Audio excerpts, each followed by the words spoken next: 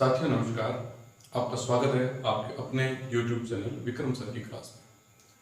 हम read level first के लिए एक सिलेबस की स्पेशल सीरीज चालू कर रखी है हमने।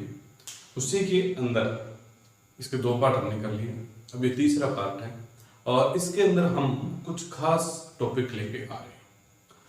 ये टॉपिक है, आज के पहला टॉपिक है एकीक नियम। पहला टॉपिक है एकीक नियम। एकीक नियम क्या कहता है? एकीक नियम यह कहता है कि किसी भी संख्या का या कोई भी सवाल जब हम कर रहे हैं, उस सवाल के अंदर हमें मान लो कोई चीज ज्ञात करनी है, तो ज्ञात करते समय हम सबसे पहले क्या करते हैं, उस पूरे सवाल में जो भी जानकारी है उन सबको एक संख्या के लिए, एक इकाई के लिए ज्ञात करते हैं। सबसे पहले क्या करते हैं, एक इकाई के लिए ज्ञात करते हैं। उसके बाद में जो एक्चुअल में हमसे पूछा गया है उस पर जाते हैं। ये नियम एक्चुअल में काम कैसे करता है वो देखिए। एक्चुअल चीज ये है, मैंने पहले के वीडियो में भी बताया है, गुणा जो है ना, गुणा संख्या, ये क्या करता है, ये संख्या को बढ़ा देता है। क्या करता है? संख्या को बढ़ा देता है। मतलब अगर हमें संख्या को बढ़ानी है तो हमें क्या करना होगा, गुणा, जो कि जोड़ का ही एक प्रतिरूप है। इसी प्रकार जो एक संक्रिया है भाग, विभाजन, ये क्या करता है, ये संख्या का क्या करता है, घटा देता है। मतलब उस संख्या को कम कर देता है। क्या कर देता है? संख्या को कम कर देता है। जो भी राशि है उसे कम कर देगा, ये हम जानते हैं। गुणा करने से राशि वो बढ़ जाती है और भाग देने पर जानते हैं राशि क्या हो जाती है, कम हो जाती है। अब हमें एकीक नियम का, इनका एकीक नियम में क्या योगदान है वो देखिए। एकीक नियम क्या कहता है और कैसे काम करता है, और यहां ये गुणा भाग कैसे काम करते हैं, इसको मैं एक उदाहरण द्वारा पहले पेश करता हूं। जैसे एक उदाहरण है, एक व्यक्ति ने एक दुकान से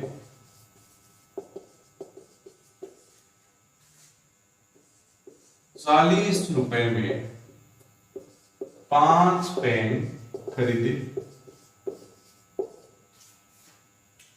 अब उसे 20 पेन और खरीदने हैं। बताओ 20 पेनों का मूल्य कितना होगा? बहुत ही सिंपल सा सवाल है, आपने पढ़ा है 4वीं, 5वीं, 6वीं, 7वीं क्लास के अंदर।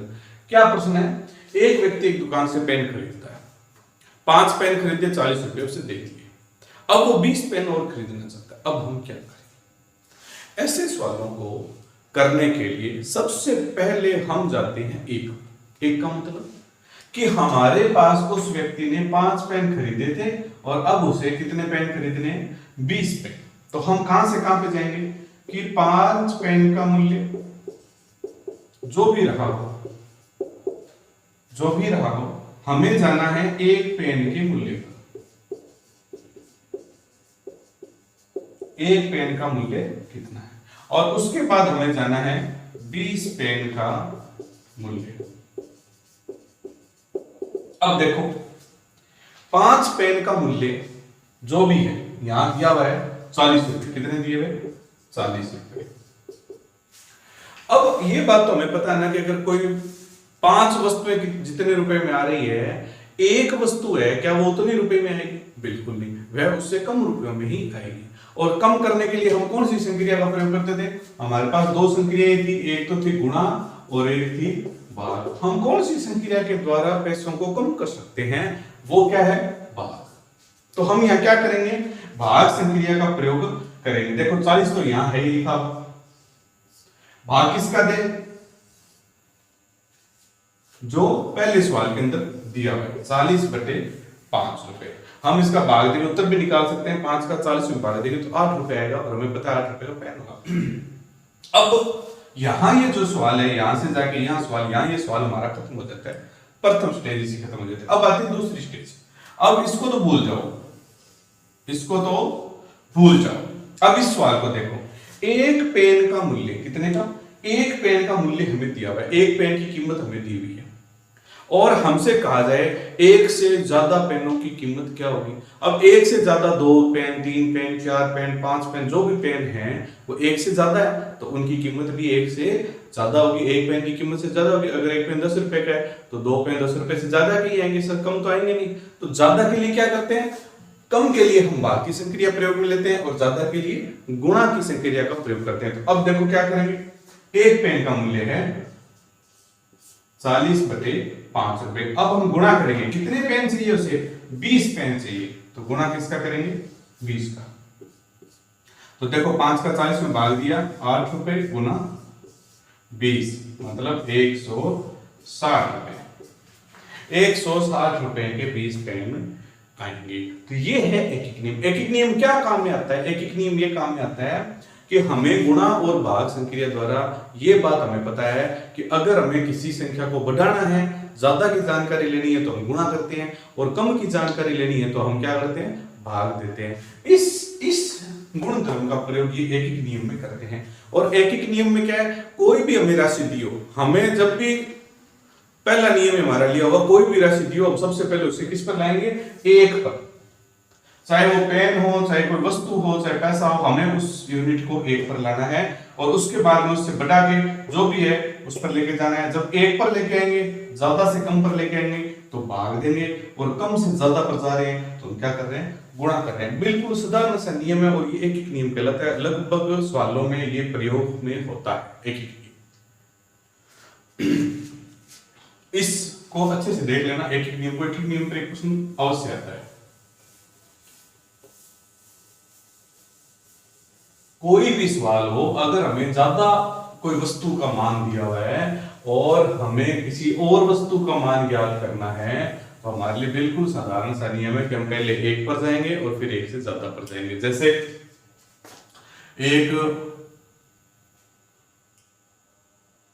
एक सवाल है,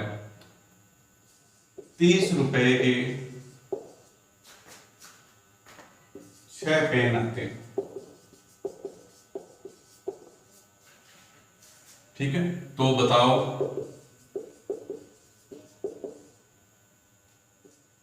100 रुपए के कितने पेन आएंगे। अब महत्वपूर्ण बात यह थी कि जब हम एकीक नियम लिखते हैं तो हमारे पास सबसे पहले एक लाइन लिखनी पड़ती है। जैसे इससे पहले बार जो हमने सवाल किया उसमें लिखा था हमने 5 पेन का मूल्य इतने रुपए। अब हमें वो लाइन कैसे चूज करनी है, कैसे हमें पता लगाना है कि यही लाइन लिखनी है, 40 रुपए वहां ना लिख के यहां लिखने हैं या 5 रुपए यहां लिखने हैं, ये कैसे पता चले। तो हमें सवाल में जो लाइन पूरी कंप्लीटली दी हुई है ना, वो पूरी की पूरी लिखनी है, और जो हमें ज्ञात करना है वो इस साइड में आना चाहिए। जैसे 30 रुपए के 6 पेन दिए हुए, हमें ज्ञात क्या करना है, 100 रुपए के कितने पेन आएंगे। तो ये देखो इस सवाल के अंदर दोबारा देख लो, इस सवाल में क्या चीजें दी हुई है, रुपए दिए हुए हैं 1 बार, रुपए दिए हुए हैं 2 बार, पेन दिया हुआ है 1 बार, आगे पेन निकालना है तो पेन इधर रहेंगे और रुपए इधर रहेंगे। जैसे 30 रुपए के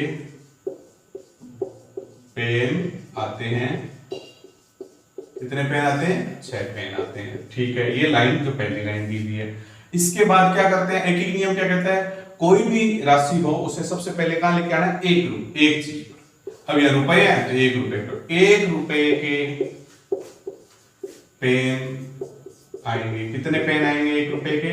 सीधा सा नियम है, जैसे ही ज्यादा से 1 पर आएंगे, कम पर आएंगे तो हम भाग देंगे।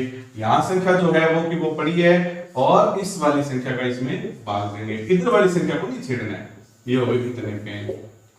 प्रश्न क्या है, 100 रुपए के कितने पेन आएंगे, 100 रुपए के पेन आएंगे, कितने, ये जो पेन है 1 रुपए के हिसाब से, 1 से जैसे ही 100 पर जाएंगे ये तो ज्यादा हो गया, ज्यादा होती हम गुणा की संक्रिया का प्रयोग करेंगे। तो 6/30 ये तो यहां पड़ा है, अब गुणा किससे कर रहे हैं, 100 से। देखो 6 का 100 से गुणा किया 600, 600/30, इस 1 0 से 1 0 कट गया, 3 का भाग दिया। जैसे इससे पहले वीडियो मैंने ये भी बताया, जीरो जो होता है ना, तो जीरो में भाग नहीं दिया जाता, हम किस में देते हैं, संख्या का संख्या में भाग देंगे। 3 का 2 में 3 का 6 में भाग दिया 2, अब ये जीरो बचा हुआ है वो आ गया इसके आगे 20 पेन। तो हमारा उत्तर क्या होगा, 100 रुपए के 20 पेन आएंगे। इस प्रकार एक एक नियम है वो प्रयोग में आता है। एक एक नियम को अच्छे से देख लें, एक एक नियम किस प्रकार प्रयोग में आता है। बहुत ही सरल नियम है परंतु बहुत ही विशेष नियम है। इसके बाद दूसरा टॉपिक हम ले रहे हैं वो है औसत। जो आपके सिलेबस के टॉपिक है, दूसरा टॉपिक है औसत। औसत का मतलब माध्य भी होता है, दूसरा नाम है इसका माध्य। औसत क्या होता है, जिसे हम बोलते हैं एवरेज, नाम सुना होगा, अंग्रेज चले गए पर अंग्रेजी अभी यही है, एवरेज कहते हैं इसे। ये क्या चीज है, औसत का मतलब होता है सबको समान कर देना, सबको समान कर देना। क्या कर देना, सबको समान कर देना, या ऐसी राशि प्राप्त करना जो बीच में आती हो। जैसे मेरे पास एक व्यक्ति है जिसके पास एक व्यक्ति के पास 1 रुपया है और एक व्यक्ति के पास 3 रुपए। एक व्यक्ति के पास क्या है, 1 रुपया, और एक व्यक्ति के पास क्या है, 3 रुपए। अभी क्या हुआ कि एक व्यक्ति आया, उसने कहा ये तो असमानता है, किसी के पास 1 रुपया और किसी के पास 3 रुपये, बराबर करो, समान करो, अलग अलग नहीं करना। तो क्या करेगा, ये आदमी अपना 1 रुपया इसे दे देगा, 1 रुपया निकल के इससे आएगा, तो ये तो हो गए 2 रुपए, और यहाँ क्या बच गया, 1 रुपया निकल गया, तो ये क्या हो गए 2 रुपए। तो 2 एक ऐसी राशि है जो दोनों के पास आए तो बराबर है। तो यहाँ ये जो 2 क्या है वो औसत है, 2 क्या है, औसत है। एक ऐसी राशि, एक ऐसी राशि जो सबको समान कर दे, जो सबको समान कर दे, ठीक है ना, ये होती है औसत। औसत निकालने का सूत्र क्या है, औसत निकालने का सूत्र है बहुत ही सिंपल सा है, बहुत ही सिंपल सा सूत्र है, राशियों का योग बटे राशियों की संख्या। राशियों का योग बटे राशियों की संख्या। राशि क्या चीज है, जब हमें गणित में कोई चीज बताई जाती है ना, कि जैसे एक किताब का मूल्य 10 रुपए, तो ये 10 रुपए क्या है, राशि है, कि किताब क्या है, राशि है। तो जैसे गणित के अंदर संख्याओं के बाद में उन संख्याओं का प्रयोग किसी वस्तु में या सवाल को हल करने में किया जाता है, तो वो क्या कहलाते हैं, राशि कहलाती है। तो ये औसत निकालने का एक सूत्र है। जैसे हमने अभी एक सवाल किया था, क्या 1 और 3, इसका औसत निकालना। तो यहाँ कितनी राशियां हैं, 1 और 1, 2 राशियां हैं। पहले क्या लिखा है, राशियों का योग, राशियों का योग, फिर राशियों की संख्या कितनी है, 1 और 1, 2, 2 का भाग दे दो, 3 और 1, 4, 4 बटे में 2 बराबर 2। तो ये क्या आ गया हमारा औसत। ये क्या आ गया, औसत। औसत के सवाल बहुत ही सरल सवाल है, कोई भी मुश्किल सवाल औसत का नहीं आता है, बस ये साधारण सा नियम है जो ध्यान रखना है। आपका कठिन स्तर भी बहुत कम है, इसलिए कोई बड़ा सवाल इस पर औसत पर नहीं आएगा।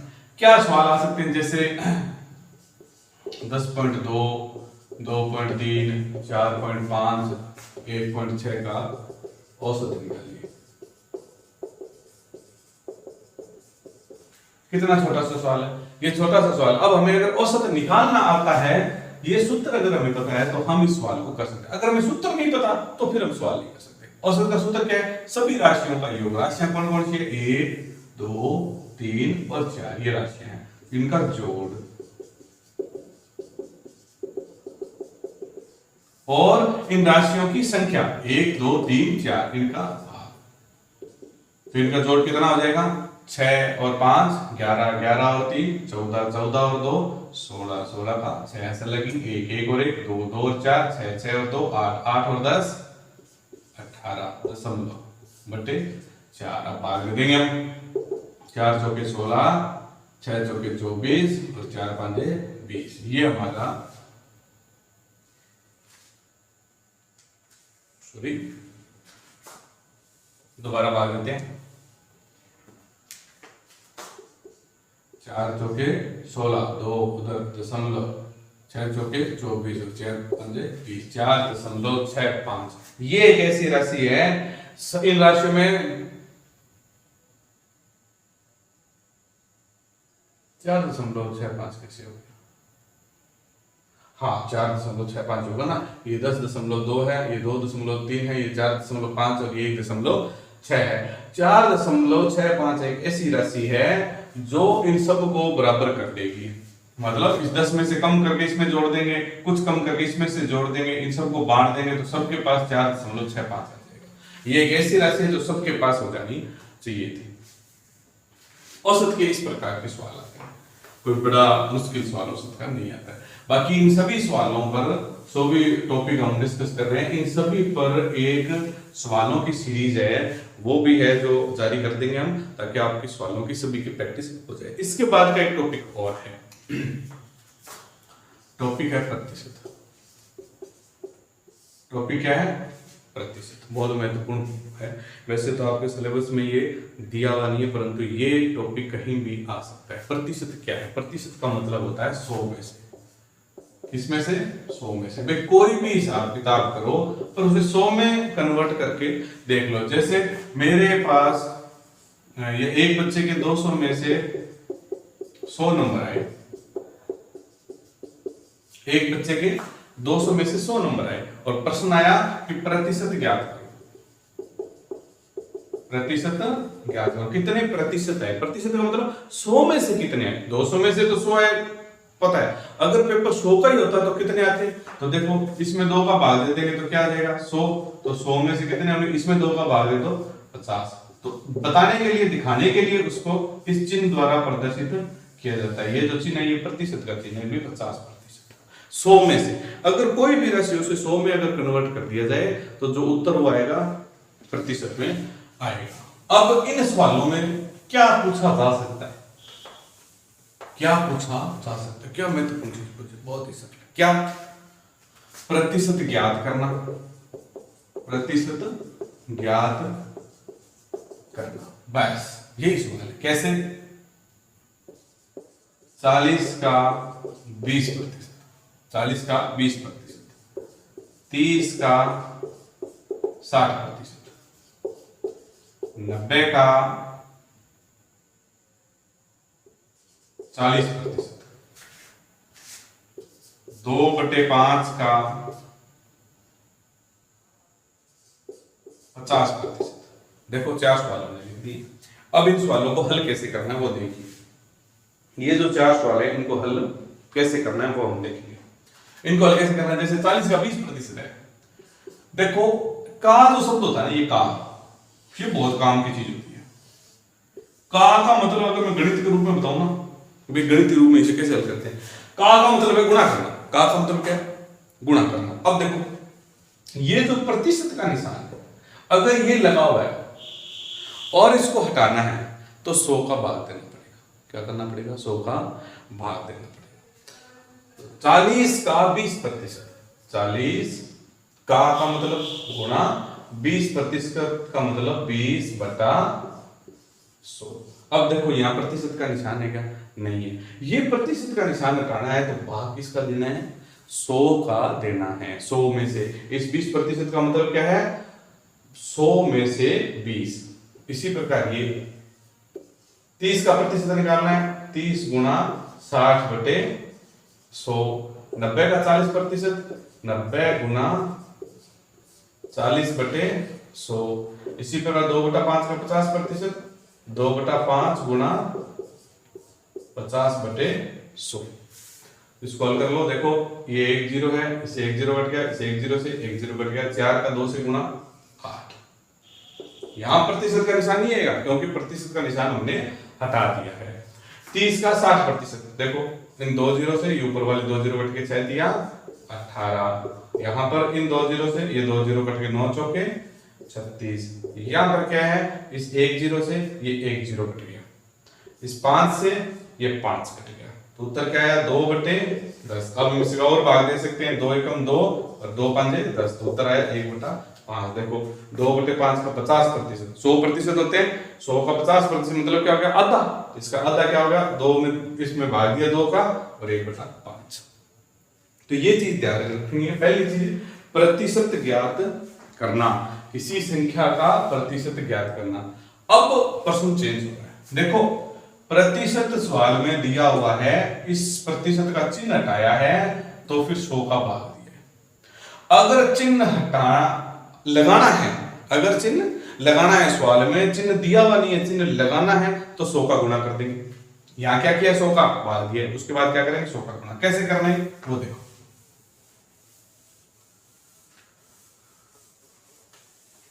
प्रश्न 20 40 का कितने प्रतिशत है। प्रश्न आ गया 30 60 का कितने 600 का कितने प्रतिशत है। तीसरा प्रश्न 3/5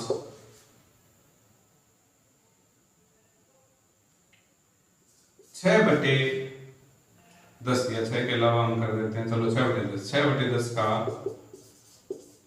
कितने प्रतिशत है। इसे हम कर देते हैं 7/10, 7/10 का कितने प्रतिशत है। अब कितने प्रतिशत है ये निकालना है।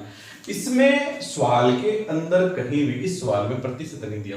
20 एक संख्या है, 40 भी एक संख्या है, और पूछा है ये जो 20 है ये 40 का कितने प्रतिशत है। अब का के बाद में क्वेश्चन क्या होते ना तो हम गुणा कर देते, का के बाद में क्वेश्चन क्या होती तो हम क्या कर देते गुणा, पर ऐसा तो है नहीं, तो अब हम क्या करेंगे। अब क्या है जिसका प्रतिशत पूछा है, जिसका 40 का प्रतिशत पूछा है, तो ये गुणा में नहीं जाके कहां जाएगा भाग में, कहां जाएगा भाग में। देखो 20 किसका है 40 का कितने प्रतिशत है, 20 किसका 40 का, 40 का जहां लग गया ना इसका वो नीचे। अब क्या करना है प्रतिशत, सवाल में तो यहां तो कोई प्रतिशत है नहीं, हमें उत्तर जो चाहिए वो प्रतिशत में चाहिए, तो अब हम क्या कर देंगे यहां गुणा 100, गुणा 100। इसी प्रकार ये सवाल है, तो 30 किसका 600 का कितने प्रतिशत है गुणा 100। इसी प्रकार 3/5 है वो किसका 7/10 का कितना प्रतिशत है। तो ये सवाल क्या हो जाएगा, इस 0 से ये 0 कट, 2 का 4 में भाग दे दिया, 2 का 100 में भाग दे दिया 50%। इसी प्रकार ये इन 2 0 से ये 2 0 कट हो गए, 6 का भाग दे दिया 30 में 5%।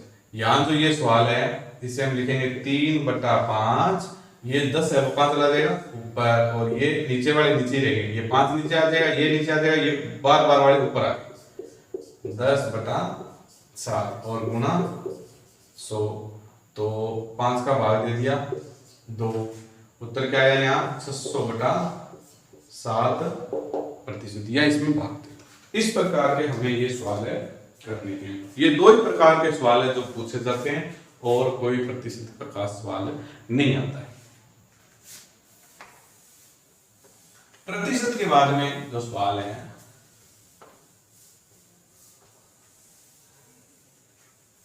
वो है लाभ और हानि के, किसके लाभ और हानि के,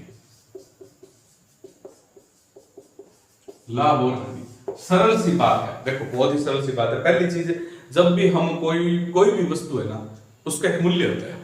मूल्य मतलब अगर हम वस्तु को खरीद रहे हैं, क्रय कर रहे हैं तो क्रय मूल्य, अगर हम बेच रहे हैं तो विक्रय मूल्य। प्रत्येक वस्तु का एक मूल्य होता है। मूल्य क्या है 2 प्रकार के वस्तु है, देखो प्रत्येक वस्तु का एक मूल्य होता है। मूल्य का मतलब क्या है कीमत। मूल्य का मतलब क्या है कीमत। प्रत्येक वस्तु की एक कीमत होती है, क्या होती है खरीदेंगे, खरीद मूल्य या खरीदने की कीमत, इसे हम कहते हैं क्रय मूल्य। और बेचने की कीमत, बेचा कितने में है, यह कहलाता है विक्रय मूल्य।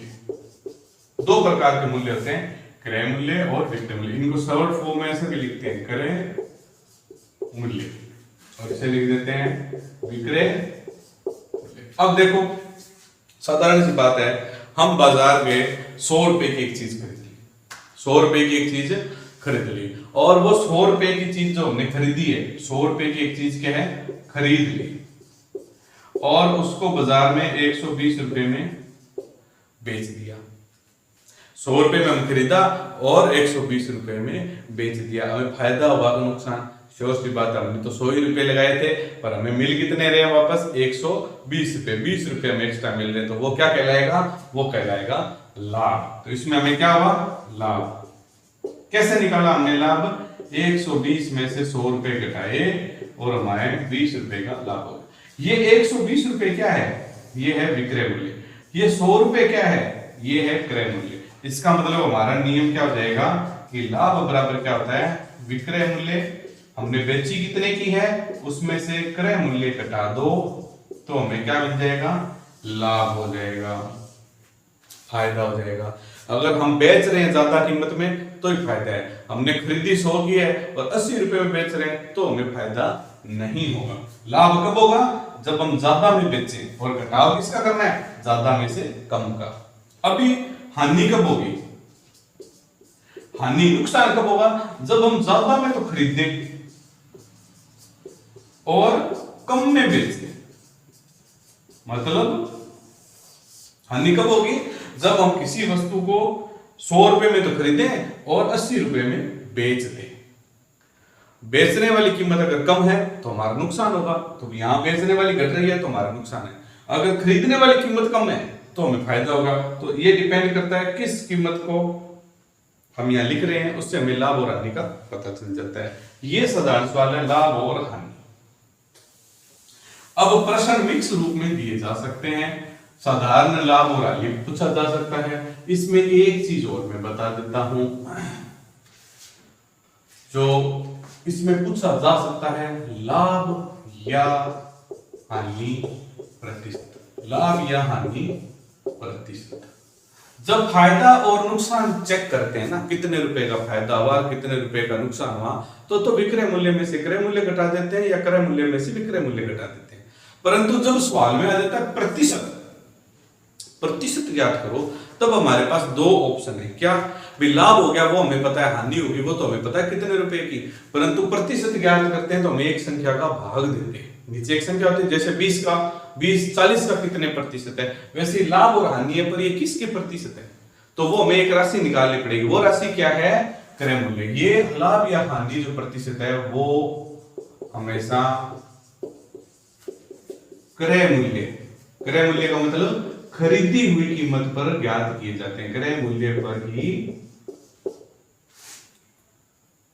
वो हमेशा ज्ञात करते हैं, क्रय मूल्य पर ही ज्ञात करते हैं। या जो भी गणना करनी है वो किस पर करनी है? क्रय मूल्य पर करनी है। किसकी? लाभ और हानि प्रतिशत की। लाभ और हानि प्रतिशत की इसकी गणना किस पर करनी है? क्रय मूल्य पर ही करनी है। अब इसका एक सवाल बता देता हूं, आपको बिल्कुल क्लियर हो जाएगा। जैसे एक वस्तु 100 रुपए में खरीदकर 120 रुपए में बेची गई, लाभ या हानि प्रतिशत ज्ञात, लाभ या हानि प्रतिशत ज्ञात करो। तो देखो, क्रय मूल्य बराबर 100 रुपए, विक्रय मूल्य बराबर 120 रुपए। ज्यादा कौन है? विक्रय मूल्य। तो क्या होगा हमें? लाभ। लाभ क्या होता है? विक्रय मूल्य माइनस क्रय मूल्य। 120 माइनस 100 बराबर 20 रुपए। ये हमारा लाभ हुआ। अब हमें निकालना है लाभ प्रतिशत। के फायदा हुआ किस पर? होना किस पे है? भाई पूंजी हम लगाएंगे, जो रुपए हम लगा रहे हैं उसी पर तो हमारा फायदा और नुकसान होगा। बेच कितने रहे उससे हमें क्या फायदा? जो पैसा हमने बाजार में लगाया है खरीदने में, उसी पर हमें फायदा होगा और उसी पर हमें नुकसान होगा। मतलब ये लाभ और हानि प्रतिशत किस पे निकालते हैं? क्रय मूल्य पर। तो लाभ प्रतिशत निकालना है तो क्या होगा? लाभ बटे में क्रय मूल्य। अब मैंने तुम्हें बताया था कि जब यहां प्रतिशत दिया नहीं है, हमें प्रतिशत में उत्तर निकालना है, तो फिर 100 का गुणा होगा। अगर प्रतिशत पहले ही दिया हुआ है और हटाना है तो 100 का बाद है। लाभ कितना है? 20 रुपए का। क्रय मूल्य कितना है? 100 रुपए। गुणा कर दिया 100 से 100 कट गए तो 20% लाभ हुआ है। तो लाभ और हानि प्रतिशत इस प्रकार ज्ञात किए जाते हैं।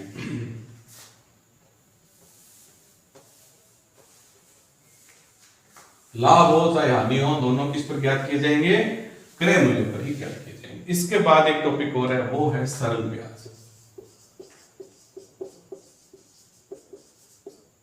सरल और ब्याज। ब्याज क्या चीज है? जब भी हम साधारण बोलचाल में हम जानते हैं, जब भी हम किसी से पैसे उधार लेके आते हैं ना, तो फिर हमें उसको एक तय समय के बाद में पैसे देने होते हैं। एक तय समय के बाद में हमें उससे पैसे वापस चुकाने होते हैं।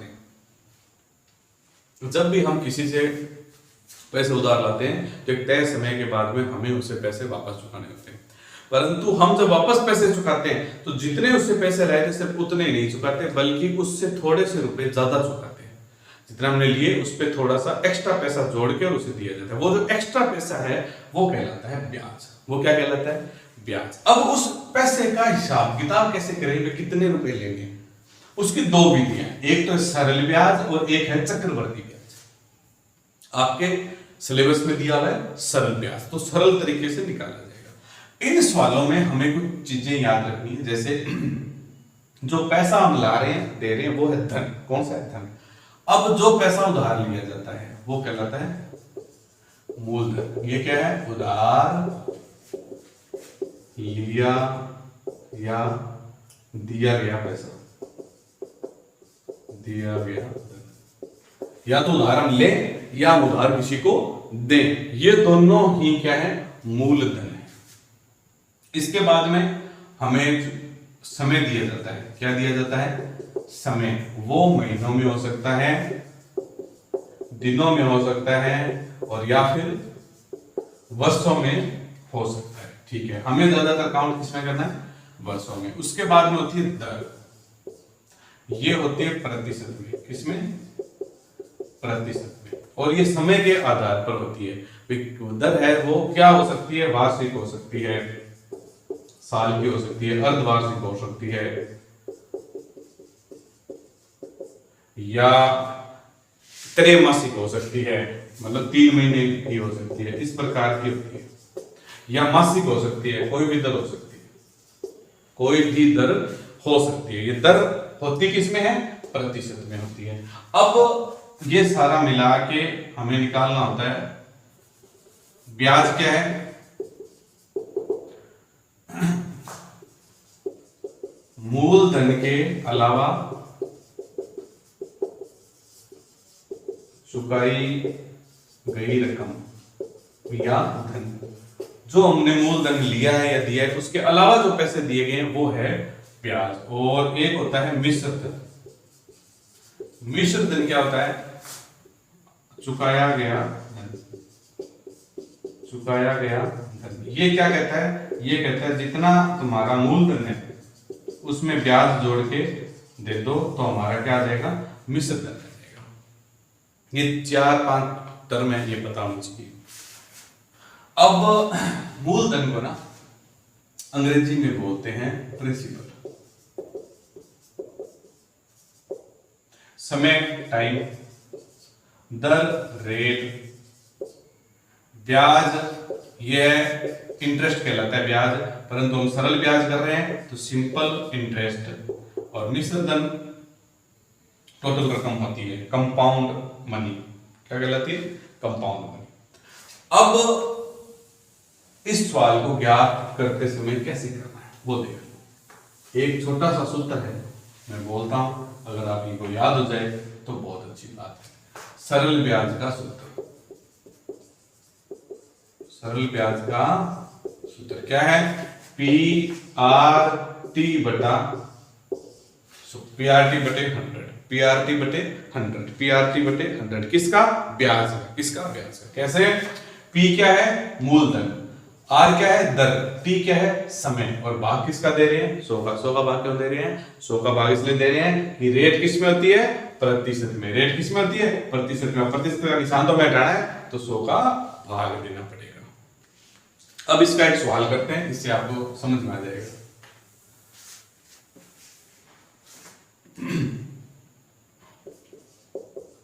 ₹10,000 का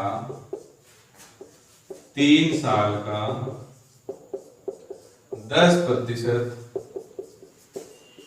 वार्षिक दर से सरल ब्याज तथा मिश्र धन ज्ञात। देखो दो चीजें ज्ञात करने, सबसे पहले हम ज्ञात करेंगे सरल ब्याज। सरल ब्याज सिंपल इंटरेस्ट, सूत्र क्या था, P/T/100। P का मतलब मूलधन, R का मतलब रेट और T का मतलब टाइम। P क्या है, ये P है। 10,000 रेट क्या दी है, 10%, क्या दी है, वार्षिक, इसलिए यही रहेगा। समय कितना दिया है, 3 साल का, बटे 100। 2 जीरो से एक ये जीरो कट गई और एक ये जीरो कट गई, तो यहाँ क्या बच गया ऊपर, 1,000 गुणा 3, तो रुपए कितने आ गए हमारे, 3,000 रुपए। 3,000 रुपए क्या है, हमारा ब्याज है। अगर पूछा जाए मिश्र धन ज्ञात करो, तो मिश्र धन बराबर क्या होता है, मूलधन प्लस में ब्याज। मूलधन कितना था, 10,000 रुपए, ब्याज कितना है, 3,000 रुपए, तो टोटल रकम कितनी हो गई, 13,000 रुपए। हमें टोटल 13,000 रुपए चुकाने। अब वो बोलने का तरीके अलग अलग हो जाते हैं सवाल, कैसे, क्या चेंज कर सकता हूं। पहला, जो चीज यहां सवाल में हमें मिल रही है उनमें से वही चीज गायब कर सकता है और उसकी जगह दूसरी चीज दे सकता है। जैसे हो सकता है वो ये ना दे, मूलधन ना दे, 10,000 रुपए हटा दे, तो क्या कहेगा, 3,000 रुपए ब्याज है, 10% की, 3 साल में 10% की दर से कोई रकम का ब्याज 3,000 रुपए हो जाता है, वो रकम याद करो। ऐसे सवाल है। या जैसे इसी सवाल में मैं चेंज करता हूं, यहां छोटा सा सवाल लिखता हूं, इसी सवाल में देखना क्या चेंज होता है। वह धन ज्ञात करो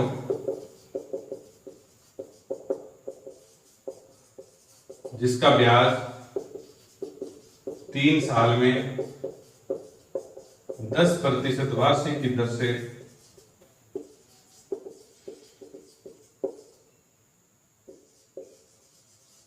3,000 रुपए हो।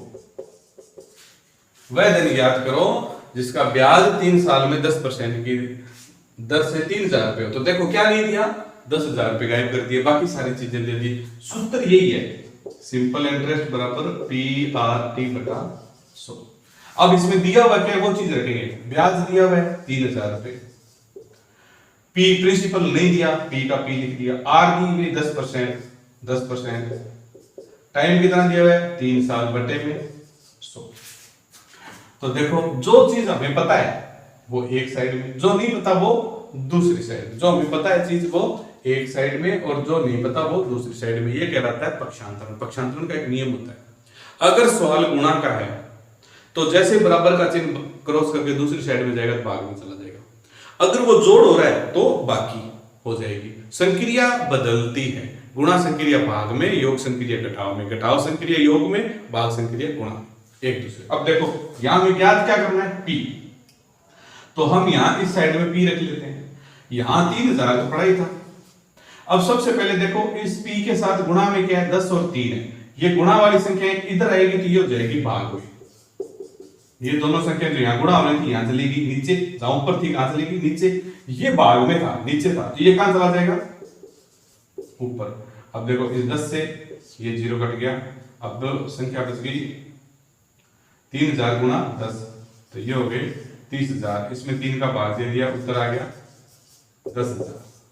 क्या आ गया, 10,000। ये हमारा वापस वही प्रश्न बन गया। इसका मतलब वो एक चीज गायब कर सकता है और एक चीज एक्स्ट्रा देगा। इसी प्रकार ये जो दर होती है वो होती है वार्षिक। अगर वो वार्षिक को चेंज कर दे, कैसे कर दे, अर्धवार्षिक कर दे, तो साल वार्षिक में तो एक साल होता है, इसको कर दे अर्धवार्षिक। क्या कर दे, अर्धवार्षिक, मतलब 6 महीने से हम ब्याज की गणना करेंगे। तो हम क्या करेंगे जैसे इसको अर्धवार्षिक कर देगा जैसे इसको अर्धवार्षिक कर देगा, आधा कर देगा, तो इसको भी हम क्या कर देंगे, आधा, और समय है इसको बढ़ा देंगे, डबल कर देंगे, इसमें 2 का भाग दे देंगे और इसको 2 से गुणा कर देंगे। इसी प्रकार त्रैमासिक कर देता है, इसको हम 4 से भाग देंगे और इसे 4 से गुणा कर देंगे। इस प्रकार के सवाल हैं, ब्याज से संबंधित सवाल है।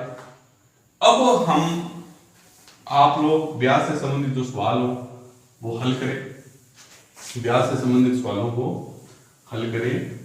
याद रखें, जो ब्याज की दर है वो वार्षिक रहनी चाहिए। अगर ब्याज की दर अर्धवार्षिक करता है तो दर है उसमें भाग जाएगा और समय है वो गुणा हो जाएगा। जितने का दर में भाग देंगे उतने का समय में गुणा हो जाएगा।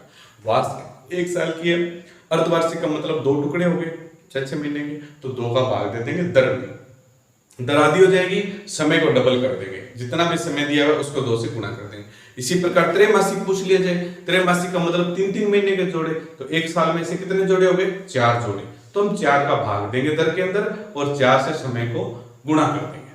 इस प्रकार सवाल में चेंज आएगा। इसके अलावा और कोई सवाल के अंदर चेंज है वो नहीं आता है। कोई भी चीजें जो अभी बताइए सवाल में इतनी चीजें जितनी अनिवार्य है, इसमें से एक चीज कम कर देगा तो एक चीज एक्स्ट्रा बढ़ा देगा और सवाल को हल करेंगे। इनकी लंबी एक सीरीज बनाई हुई है जिसमें खूब सारे सवाल हैं, उनको हम देखेंगे। अभी आपके पास जो भी फ्लो सवाल है वो इनसे हल करने की कोशिश करें। और एक मेरा निवेदन ये रहेगा कि शॉर्ट ट्रिक के पीछे न भागें। यदि आप गणित में अच्छे विद्वान नहीं है और बहुत ज्यादा आपकी प्रैक्टिस नहीं है तो आप शॉर्ट ट्रिक के पीछे न भागे। शॉर्ट ट्रिक्स आपको कंफ्यूज कर सकती है, तो आपको गणित सीख ले, बिल्कुल भी मुश्किल नहीं है, बहुत आसान है।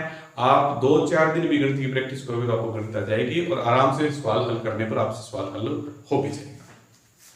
अंक गणितीय जो रूप है वो यहाँ तक समाप्त हो जाता है। ये वीडियो कैसा लगा हमें बताएं और चैनल को सब्सक्राइब करें और मुझ तक